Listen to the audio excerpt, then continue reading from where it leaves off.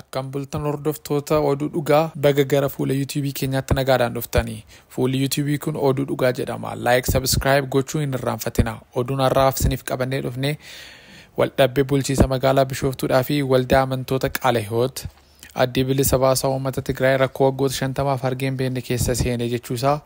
Konkolaachistoonni fi konkolaataan lakkoofsa gabatee koodii 2 qabanii fara qaaraan akka oofamaniidhaa fi seerri haaraan ba'uusaa. Gara oduu bal'inaatti tun deebin dura fuula YouTube kana subscribe gochuu hin dagatina. Oduu jalqabaatiin waldhabbiin bulchiinsa magaalaa Bishooftuudhaa fi waldaa amantoota Qaalahiwoot gidduu jiru maalidha? Waldaan amantoota Qaalahiwoot Bishooftuu lafa qabiyyeensa waggaa 40 oliidhaaf kan keenya ture bulchiinsa magaalaa Bishooftuudhaan humnaan nu harkaa fudhatameera jedhe. Atoo malee bulchiinsi magaalaa Bishooftuu immoo lafichi qabiyyee dhaabbata dhuunfaa harka kan turedha. Lafichi utuu hin misoomin kan turedha. Gaaffiin manni amantaa kanaan dura lafa waaqeffannaa yookiin lafa awwaalchaa kan hin turredha jedhe. Manni amantaa Qaalahiwoot bara mootummaa Dargii xalayaa koomishinii daa'immaniidhaan kan nuti fudhannedha. Taateen amma ta'aa jiru mirga hordoftoota amantaa kanaa kan miliyoona 35 olii dhiibuudha. Mootummaan deebii quubsaa nuuf haa kennu jedheera.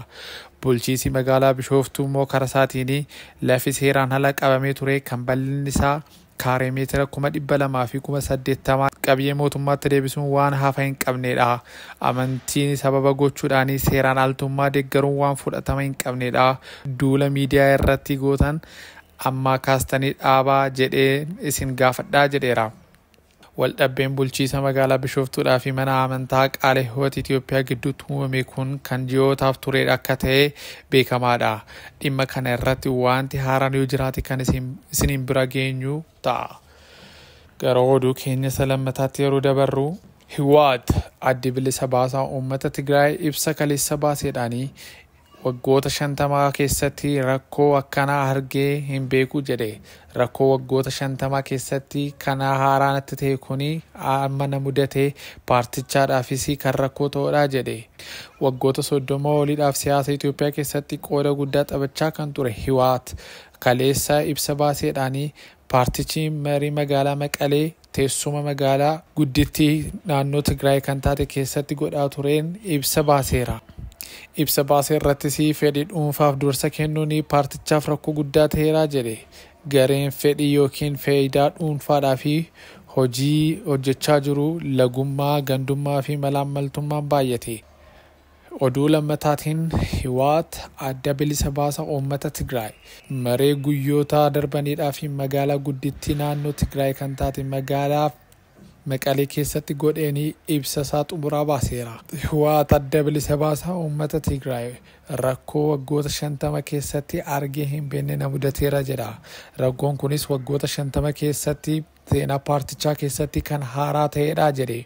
Waggoota 30 oliidhaa fi siyaasa Itoophiyaa keessatti qooda guddaa taphachaa kan ture Hiwaat addi bilisa baasaa uummata Tigraay edda Maqaleetti garee booddee mootummaa federaalaa wajjiniin waldhabbii keessa galuunsaa kan yaadamu ture. Waldhabbiin isaanis gara waraanaatti darbee lubbuu kumootaan lakkaa'amaniidhaa fi meeshaadhaaf biyyattiitti kan fidee ture.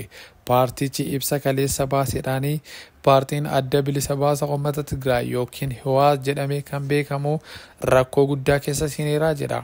Paartichi rakkoon kunis garee fedhii dhuunfaa yookiin faayidaa dhuunfaadhaaf hojjetutu baay'ataa jira jedhe. Gareen kunis loogummaa, gandummaadhaa fi malaammaltummaatti xiyyeeffate kan hojjechaa jiru ta'uunsaa himameera. Kunis paartichaadhaa fi rakkoo guddaa kan ta'edhaa fi amma gargar cabuutti kan isaa geessuu danda'u gatii ta'edhaa fi rakkoo kana dirqama irratti xiyyeeffannee balleessuu qabna. Iddoottis seeraan deebisuu qabna. Namoota rakkoo kana keessatti mul'atanii kan qooda keessatti fudhatanis seeratti dhiyeessuudhaaf kutadhee ba'eera jedhe. Rakkoo kanas addi bilisa baasaa uummata Tigraay aangoo mootummaa federaalaa bulchuu harkaa ba'ee mootummaan naannoo Tigraay duwwaa kan bulchaa jiru yeroo ta'u kan inni durfamaa jirus Geetaachoo Raddaadhaan akka ta'e hin beekama. Addi bilisa baasaa uummata Tigraay waggoota darban kana keessatti waggoota muraasa 5 darban kana keessatti yeroo baay'eedhaaf kan mariidhaaf ta'e yeroo ta'u paartichi amma immoo gara fuulduraatti maaltu isa mudata kan jedhu yoo jiraate isin biraan hin geenya.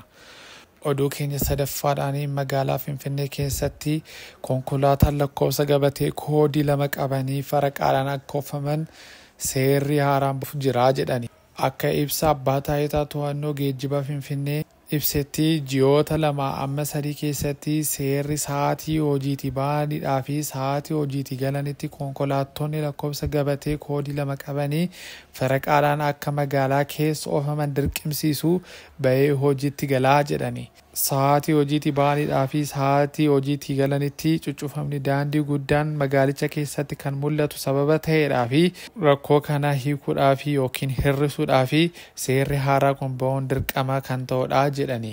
Seerri haaraa kun ji'oota 2-3 gidduutti ba'ee kan hojiitti galu yeroo ta'u lakkoofsi gabatee dhuma isaanii irratti murtaa'ee lakkoofsa 2 rafaniidhaa fi yookaan lakkoofsa 2 hin ramne jedhamee kan ba'u akka ta'e beekameera.